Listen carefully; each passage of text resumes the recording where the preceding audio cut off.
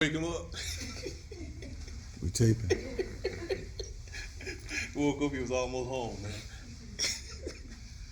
Alhamdulillah. Alhamdulillah. I needed that rest too.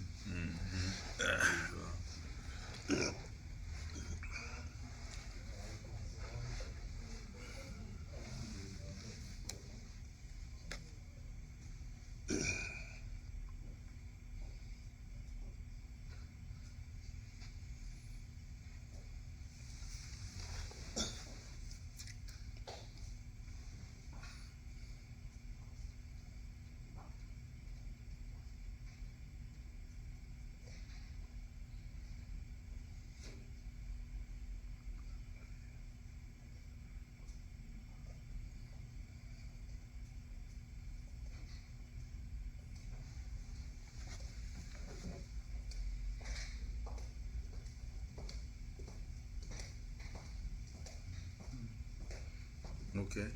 Assalamu alaikum. Welcome to today's show.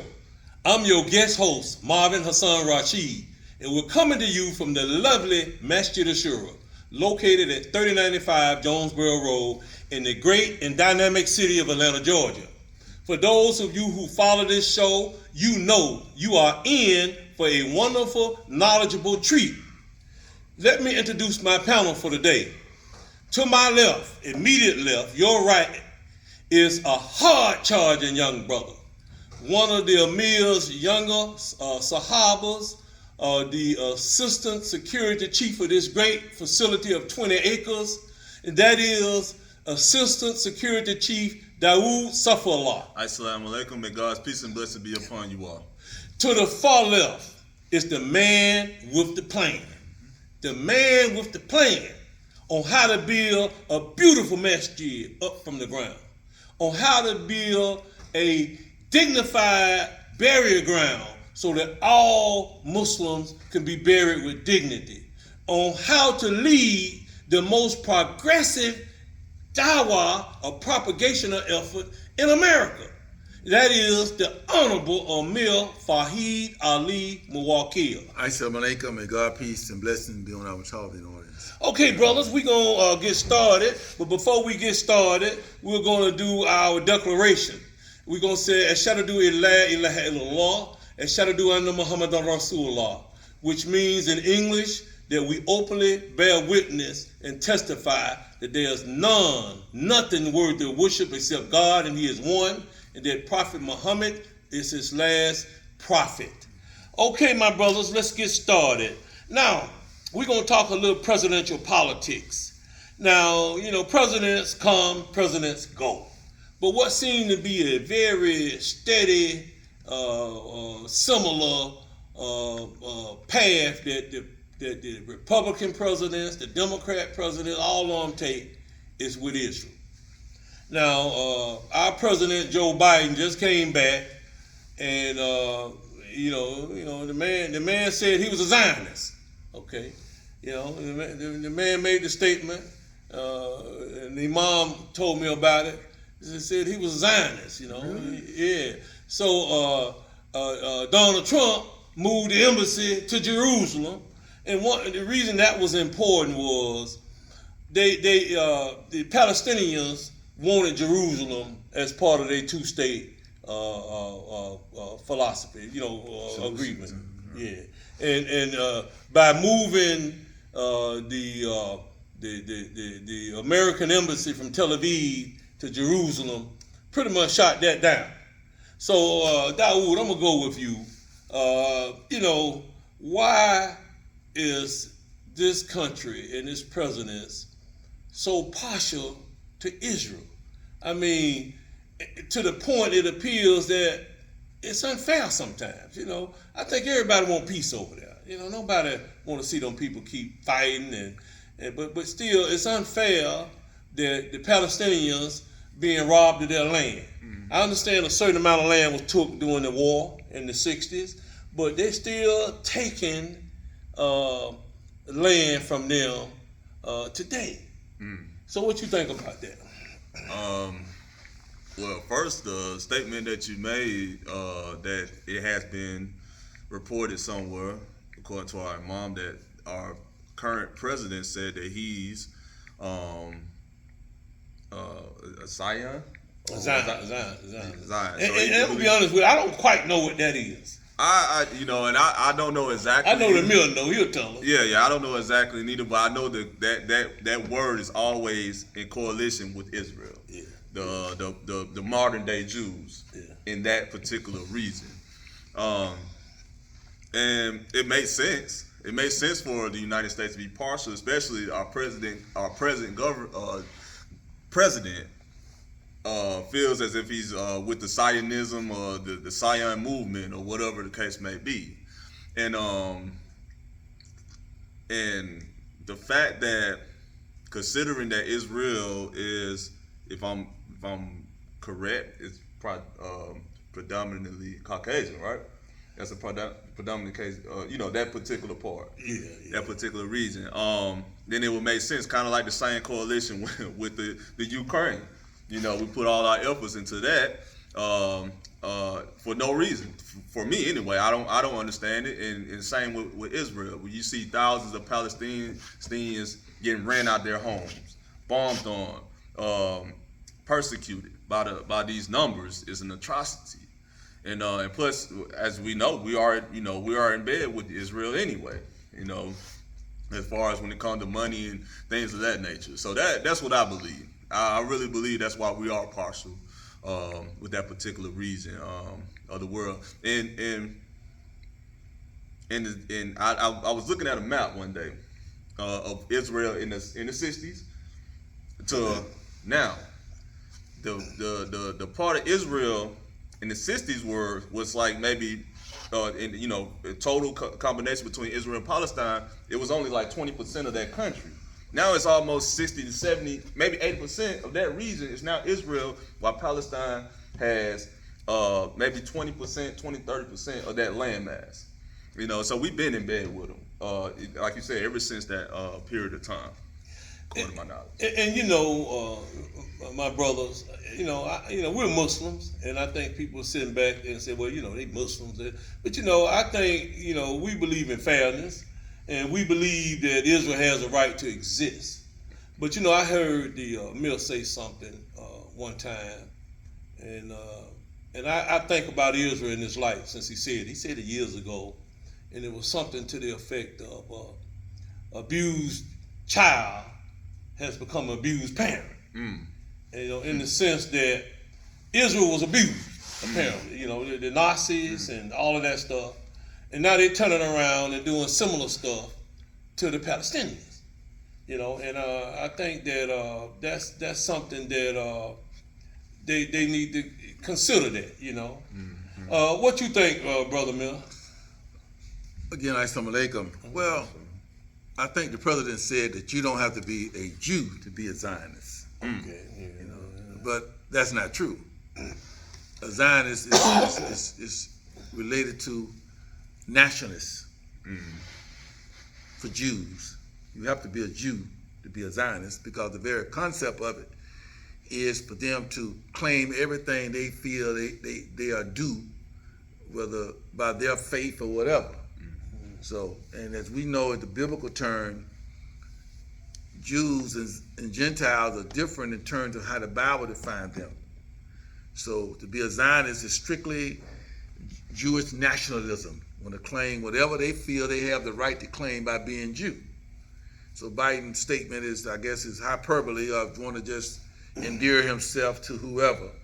But he didn't say, according to what I saw, he didn't say he was a Zionist, but he did say you don't have to be a Jew to be one. So in fact, he may be saying that. And that leads us to the problem what we have in Palestine. See, it's the Zionists who feel that land that they occupy is their land based on who they are. Never mentioning the thousands of years the Palestinians were there before the war and during the war. So when they had the war and the Arabs lost the war, the Jews kept all the occupied land, using Zionists as a precept of why they're keeping it. It was ours anyway, so they say. Now, why we are close to the Jews, that's a paradox, really, because the South is not close to Jews. The South has been very discriminatory against Jews. Caucasians been anti-Semites. The Germans was anti-Semites. During that time, the Pope, during that World War II, he was an anti-Semite because most Gentiles believed that the Jews was responsible for the death of Christ. Although Christ is a Jew himself, according to what they say. But it was the Jewish people who rejected Christ and had him killed by the Romans. So when the Germans was prosecuting or exterminating the Jews, a lot of European countries did not say anything. Lindbergh, the guy that, Charles Lindbergh, he was an anti-Semite. You know, who else? So most of these famous rich people over in America was anti-Semitic. They sided with the Germans. So, but the paradox is that Christians believe that they have a tie to the Jews through the Bible, because you got the Old and the New Testament. Whereas Christians accept the Old and the New, and by accepting the Old Testament, they have accepted the theology that goes with it. Jews are chosen people, Jews, all the Jewish prophets per se, and so they show kinship in Jesus himself being a Jew, although he was rejected as the Messiah by Jewish people. Right. Now, but the Zionists understand that the reason that the Christians accept them or want them to hold on to the land is because they believe that when Christ comes back, he's coming back over there and he's going to move them out for not being followers and bring them in. Right. You know, that's their concept. And most Jews know that. They don't like that. And it's a funny thing that when we talk about Israel in America, our politicians, our news reporters, our print media always fail to point out that the Jews do not accept Christ, that the Jews do not accept Mary, that the Jews do not accept the New Testament. They never point that out. They will have you believe that the Jews and the Christians are one, and that's not the case. Isn't that what they say? What they say, Judo-Christian? They use that term. They use it, not the Jews, because in the Bible, Jesus said that he come not but to the tribe of Israel. Jesus really didn't talk to Gentile, and ladies and gentlemen, Gentile is a non-Jewish person. That's what is classified in the world and in the biblical term. Jesus never taught Gentile people. He never really spoke to Gentile people. No Gentile was at the Last Supper. No Gentile was there when he fed the 4,000 or 5,000 with little fish and bread. No Gentile was present. He never brought a Gentile back to life, if I may recall. So his whole life while he was living was targeted for his people, which he was a Jew. He was an Israeli. I don't know if they use the term Israeli. That's a new terminology. I don't even think back in the day that they even called themselves Jews or Jews. Yeah, but they did understand the difference between a Jew. They didn't classify the Egyptians as Jews, but we have to understand that Arab people are Semite too. Arab people come from that language of Abraham, and so they're classified as being Semitic people. And they want to claim that he can't claim that an Arab is an anti-Semite because that's anti himself. So this is why we got this close, fictitious, paradoxical relationship with the country of Israel. One of the reasons, like the political powers and the news media, they never bring up religion when they're talking about the Israelis. They always will talk about the Arabs, the Palestinians.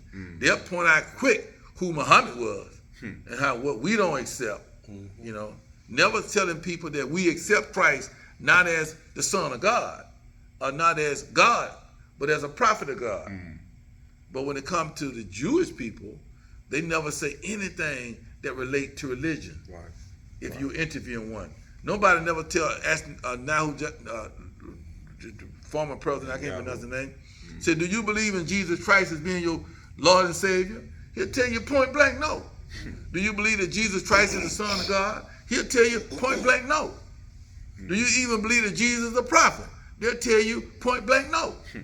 They don't accept Jesus on no level. Right. They accept him as a false prophet. They accept Mary as someone that was tricked by her husband because they don't believe in immaculate conception. Right. They don't believe it.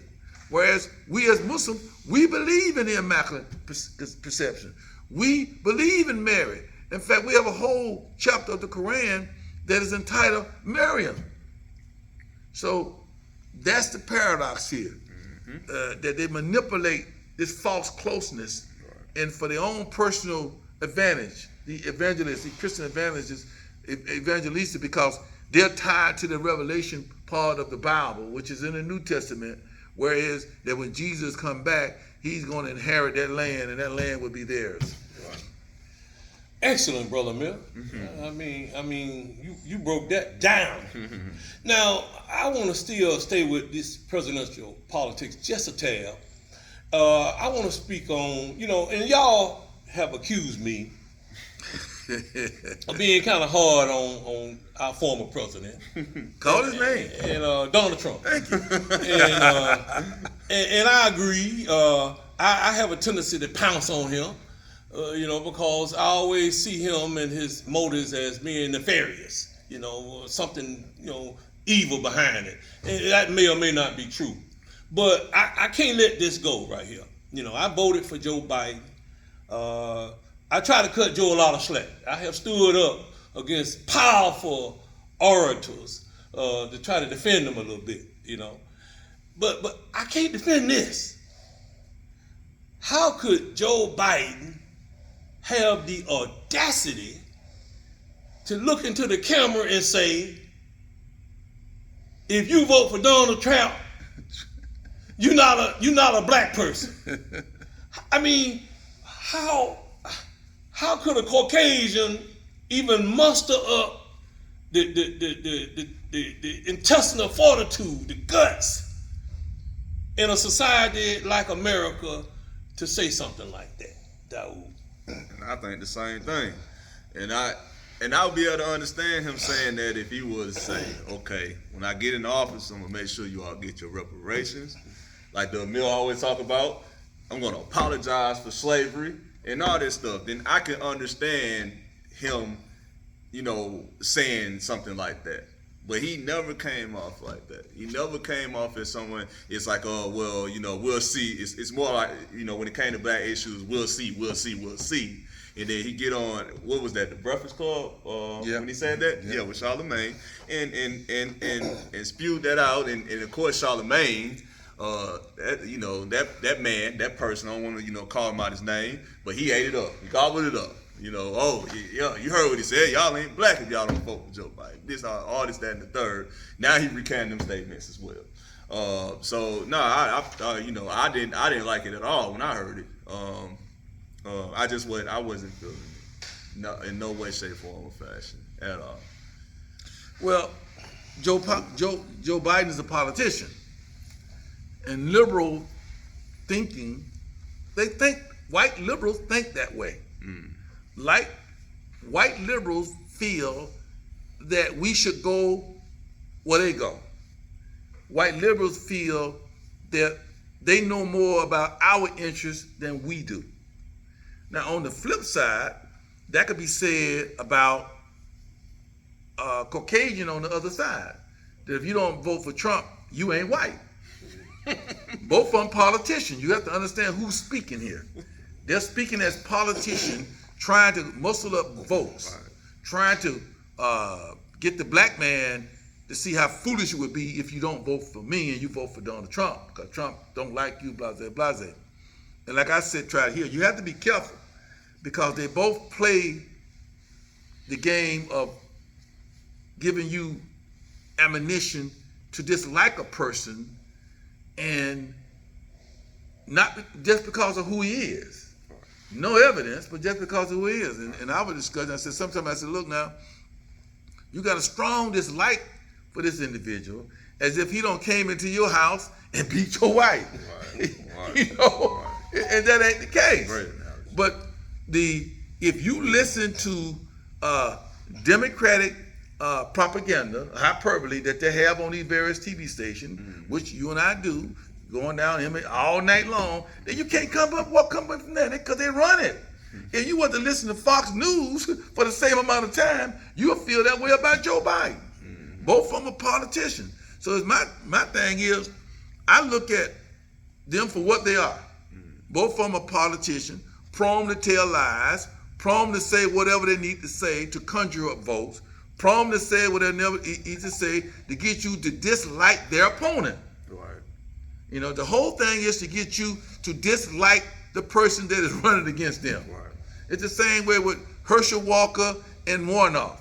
All their advertising is geared to get you to not attacking what they have done that's truthful, but to get you upset and angry about what they say they did. You know, we know Warnock ain't gave no money to no resort in Florida, but they say that stuff, and there's some stuff that goes in your psychological mind, and you'll come up, occasionally come up with that. So I don't put that past Joe Biden. He running for president. He needs the black vote desperately, and so he felt that they have put out enough propaganda against Donald Trump in the black neighborhood that if a black man goes against what they have put out, you ain't black. Yeah. That's all that was. You know, that's all it was. And I think Charlemagne kind of corrected him, you know, and then he had to come back and withdraw that statement because it just slipped. What he was thinking came out of his mouth. What he had been working towards came out of his mouth. We don't put all that money in our neighborhood. We don't put all this stuff on TV. We don't point out every negative thing we could about Donald Trump as relate to you and whoever. Then how in the world that you can listen to all that, then come and tell me you're going to vote for Donald Trump? You ain't black. So that's what happened. That's always happened. Politicians. Okay, let me ask one final question. How we looking with time, Brother Miller? We got about 5 minutes. Okay, quickly. It's the January 6th commission. Is it effective, Dawood? The commission, explain it to me just a little bit. It's that's probably a no with you then. Yeah, I explained it. Pretty much. Yeah. Now, what was the question? Is the January 6th commission out of Congress? Is it effective? And Dawood said, "Well, explain that to me." So apparently he ain't been tuning in. Well, from a Democratic point of view, it is. It only fires up their base. It only makes their base aware. Don't forget what they did on January the 6th. We got the midterms coming up, so we got to run that stuff out there, let you know these folks try to take over Congress. And now if you put them back in office, everything that we have shown you, they're going to come in and undermine it. You know, so it's important for you. It's more. That commission was more in line with trying to get the Democrats and whoever independents to understand that it's not good to put these people who instigated this insurrection back in office, control of Congress and the House, control of the Senate, House of Representatives. You know, they understand they have no power to do nothing to Trump. They ain't gonna do nothing to him. They can come out with it because it's not a criminal investigation, no, or the powers of criminality, the prosecution. Yeah, Justice Department. They got to come from the Justice Department. Yeah. But from their perspective, it was successful, and they're not through yet. They're not through. They got to get a final report, and I figure as maybe in August sometime, close to September, they'll throw another one out there. They'll find some other information to keep this thing on the minds of the base of the Democratic Party and those independents. You know that Fox News don't even broadcast it, you know, because they're on the other side. Here again, it is political. It just so happened that everybody who have testified in that situation, a horrible situation, has been those people that was in the administration of Donald Trump. You know, but we have to understand that the people that are loyal to Donald Trump ain't listening to it, don't care about it, and that's where they are now. Got a quick question, brother. Are they coming out to the people that donated to the the January 6th resurrection or whatever that is? They're trying to get the people not to give Trump money. And the way you do that by exposing him and what he did not do when that insurrection took place. You know, and how many people don't went to jail behind that lie that Donald Trump told that he won the election, which he's still pushing. You know, so I think they have been pretty successful. They had that boy Hawkins running. You know, they did. Oh man, that was hilarious, man. Hey, on one hand he's standing like this, then the next time he's but again, it's who you're preaching to. Yeah. You know, it's just like you going into a Ku Klux Klan rally, trying to get them to go along with integration. You can point all kind of good stuff out, and they still are coming. They haven't heard you. Right. You can point out all the injustices about even bringing God in, and they still haven't heard you.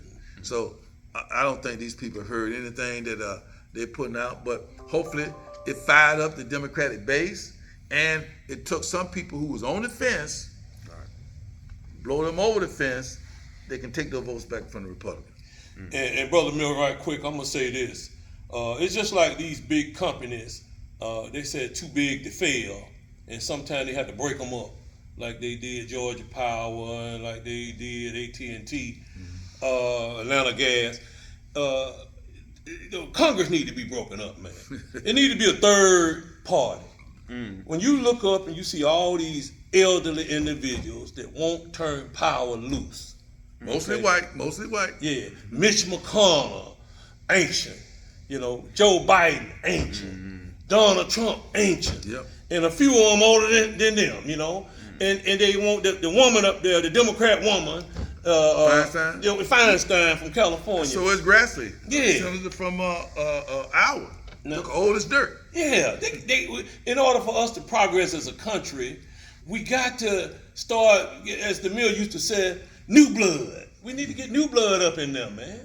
And I think I think they holding on to power. And one thing that people like about Donald Trump is that he's different from these two groups. You know, he's unpredictable. You know, he ain't, Mitch McConnell and Joe Biden to cut a deal to put a conservative judge in Kentucky, right? Rand Paul stood up against that. He said, no, he said, it ain't the conservative judge I got problems with. It's the deal. And then Mitch McConnell come out and said, well, me and Joe, we respect each other. We go way back. Okay. So I'm just saying, man, we gotta, Well, they followed the rule. McConnell is a senator from Kentucky. Yeah. And they're normally gonna go with the senator from But no, let me tell you something. And you got me straight on that. You won that debate. The blue slip, they don't have to abide by that. No, but the Republicans did not abide by the blue slip. But look who you're dealing with. Mitch McConnell, all the time for the Senate. Right. Joe Biden. Right. These guys are founded in the old school of thought. Yeah. So we got to go. Quick. Okay, you heard, you can believe or not believe, but believe this. If your life is in turmoil, if you wake up every day, you're a slave to something, alcohol, drugs, ignorance, and you can't break the shackles, and you want to be free, and you want to worship the one God who's a fair master, you must accept Islam and be saved. Alhamdulillah. Great show. Great hosting, Marvin. Alhamdulillah. Great hosting. Yes, sir.